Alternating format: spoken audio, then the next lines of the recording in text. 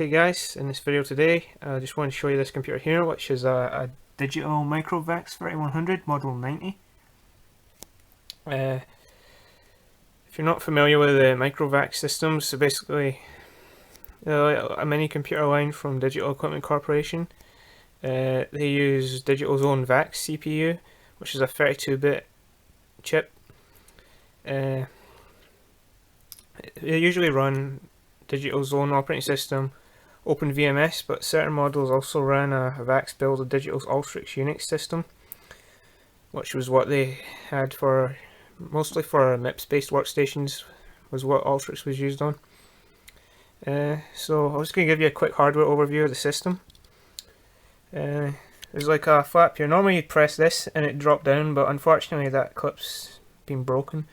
So there's like a sticky label here, and if you pull it, come down. There's two drive bays.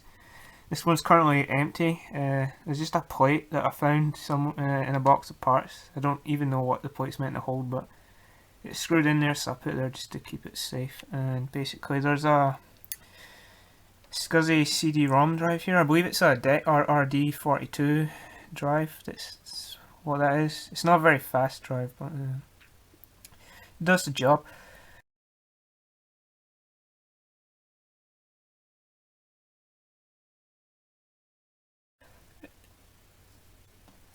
That's pretty much all there is on the front, really. The power LED is just there under the Digital logo. Yeah, there's not really much else to say about the front of the system. So I'm just going to jump cut here and we're going to have a wee look around the back. Okay, so here we are in the back of the system. Now these three ports down here are what's called MMJ ports. I believe they're some sort of serial connection. I think MMJ is a proprietary digital thing. But the port there on the right, the third one, that's where the main system console plugs in. So I've got a VT220, which I'll show you later on in this video, and I've got a little adapter that goes from serial to MMJ, so I can just plug an MMJ cable from there into the back of the VT220 for the adapter. And that's how I use this system, as there's no actual graphics hardware on it, as it's not a workstation VAX model. There's a whole different line of VAX with a pretty similar hardware to these ones, and they're called VAX stations. And you'd need one of them if you wanted to use this as a workstation.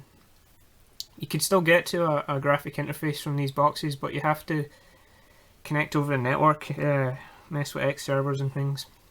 It's quite a complicated process. I've kind of got it working in the past, but never fully. It's very complicated.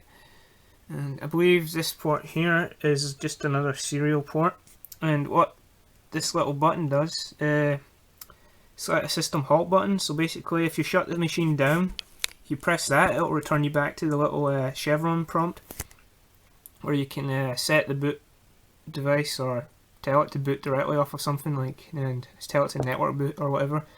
I'm not really too sure what this is a wee switch in there. I'm not really sure what that does.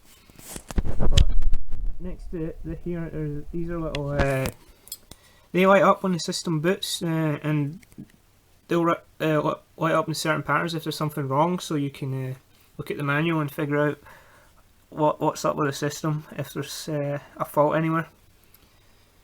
And over here, this little switch here actually decides what Ethernet port you're going to use, because these are the network ports on the system. I'm not really sure what this one's called, but the BNC connector here connects to token ring. You can actually get DEC made adapters that plug into this port, and then they give you like standard RJ45 Ethernet jacks, so you can connect to a network normally. But I've got a little hub that I connect a T-piece to, a terminator, and then I can put a T-piece on here and another terminator and just put a token ring cable between the two. And that's how I've been getting this system online, and it works quite well. And above that, you've got the little, it's a SCSI plug. Basically, that's for connecting external SCSI devices to the system. They just go into I believe they go into the same SCSI bus that the system disks internally use. So that's what that's for. And over here, these are, you can put other expansions like more serial or SCSI connections, I believe. But I don't know why they're missing their covers, but they are, and there's currently nothing in them. That's pretty much all for the back of the system, apart from down here where obviously the power supply is. So you got standard kettle lid plug there, and the power switch here. And just one last thing before we move away from the back of the system is up here we have the serial number. Now this system was actually made in the UK here, and the serial number, I don't know if you can see that probably, but it begins with AY, and basically what that means is it was made at the digital plant in Ayr, which is up here in Scotland. It's actually about 10 minutes away from where I live. So I've always thought it was pretty cool. I really like the fact that it was actually built quite close to me here. Okay, so I've got the serial terminal out here, the VT220. I believe these started appearing around 1986, so it's a bit older than the actual MicroVAX I have, which I believe is from about 1991, possibly 1992 kind of time. So yeah, there's not really much to say about it just looking at it here. Also, the keyboard attaches to the back of it, and this is a keyboard here. It's not your standard PC keyboard. It's I believe it's an LK201 digital keyboard. I think they were specific to certain digital systems and serial terminals. It's a bit different from a standard PC keyboard. Probably the most noticeable difference just by looking at it is the yellow key over here. I'm not really clued up on the specifics of what sort of special stuff it does, but if you look closely down there, I don't know how easy you'll see that, but there's little commands in the front of the keys.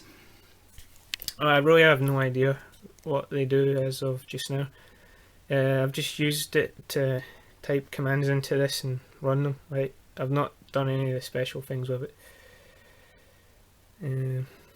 so I don't know too much about that. So I think that's all I really have to say about this just now. So I'll flip the terminal around and give you a wee look at what it looks like on the back, and then we'll connect it all up and start booting up the MicroVAX so you can see what it does.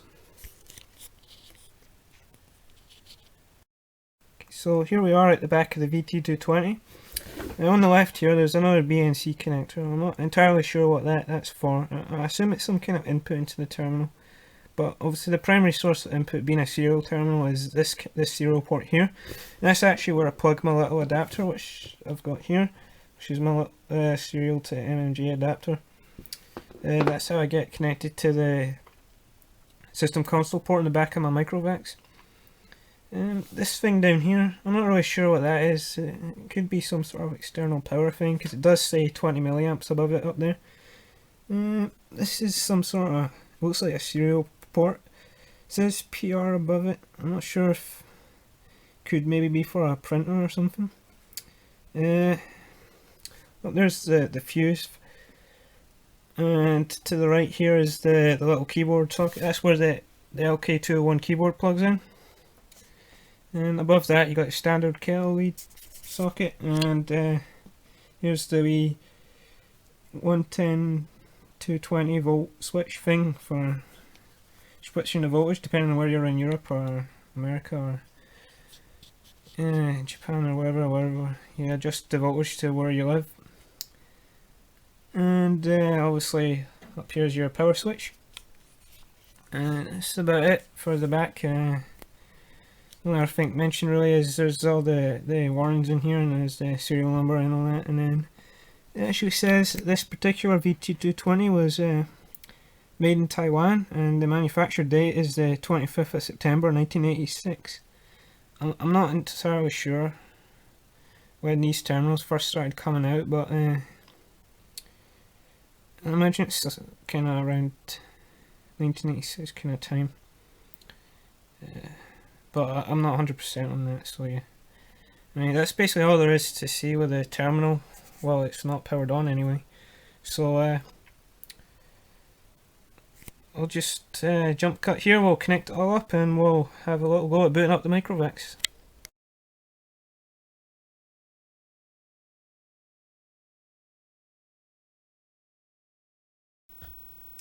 Okay guys, so here we are. I've got it all plugged in, set up. I've already powered the VT220 on just so I can make sure that the text appeared okay on the camera. So what I'm going to do now is I'm just going to boot up the MicroVAX, and I'll kind of explain what it's doing while it's booting up, and you can watch and enjoy how it all works.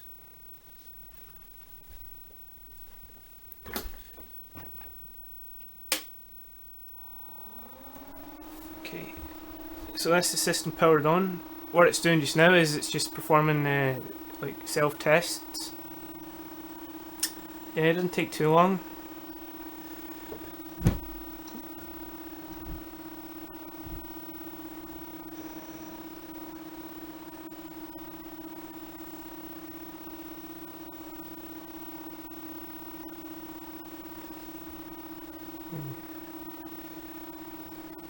Each individual number on this represents a specific test, and you can find out what they are in one of the manuals, I think.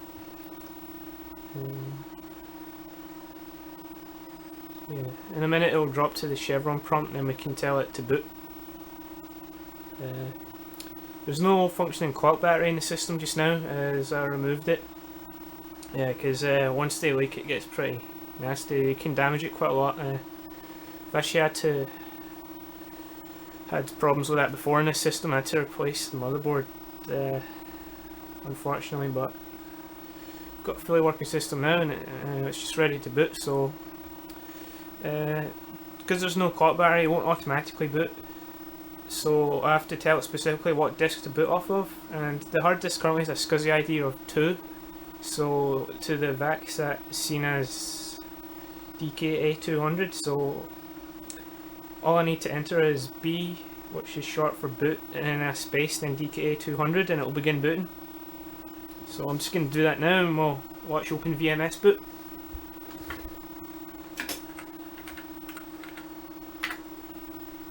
So it's recognised as a valid boot source, and it's just going to attempt to boot from it.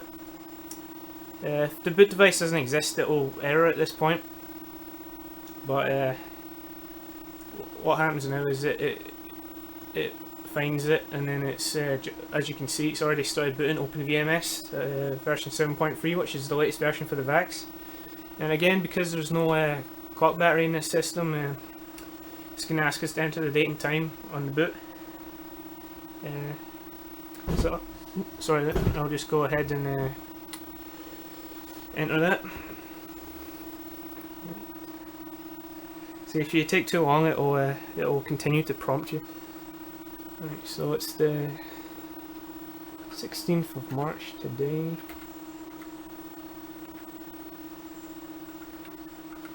And it is currently 25 past 3.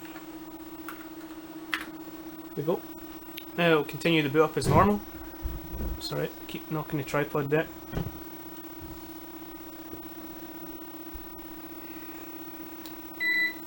Yeah, there's a lot of beeps during this process. The VT220 buzzer gets used a lot during the boot up sequence.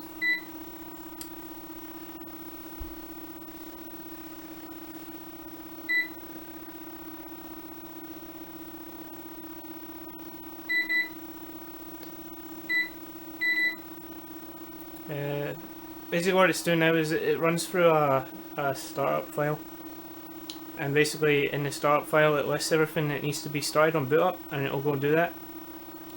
I don't have the original hard disk in this system. I've actually got a little adapter on a 68 pin SCSI drive, so it's a bit faster than the original drives.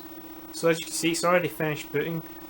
It's not really much else I can show you of it just now. I plan on making more videos in the future, as I'm working on compiling some software I'll hopefully showcase in a future video. Mostly just little games and things. But yeah, I mean, right now, to get to the actual login prompt, all you need to do is hit enter. So if I hit enter now, and you get the login prompt. You can either log in as a local user, or well, just a normal user, I mean, or the system account. One thing to notice, well, you can see there, the security alarm was triggered. That's because if you wait too long, it'll kick you off the login screen. Another interesting thing about this system is because the VT220 is currently connected to the normal system console, any sort of the security system, if someone tries to connect in via telnet right now and they fail a login, it will throw a beep and explain what's happened on the screen. If we're connected to any other sort of terminal, or if I connected to telnet from my Windows PC, then that kind of thing wouldn't show up. That's one of the reasons why you'd maybe want to monitor the system console. Like, you could like log it all. So I guess easy way to log it in modern times would be to get a USB serial adapter and connect it to a PC and just get it to log what comes in on that. But yeah, I don't bother logging it. I don't use this system for anything really. It's just hobbyist interests and stuff. So yeah, that's all I'm really going to show you about the system today. Hopefully I'll put up some more videos about the software it runs, and maybe even I'll put a video up about connecting to the graphic interface, the DEC Windows environment from a remote machine. That's something that I've been trying to get working recently, and I've had varying levels of success. Not really found an ideal solution for it yet, but I've been able to spawn some windows and even the full login, graphical login box and the actual desktop, which is quite cool. It's just it never stays working, or it always has some sort of issue with it. So yeah, it's something I'm working on, and something I'll hopefully be able to get working and show you in the future. So that's all for just now. Thanks for watching.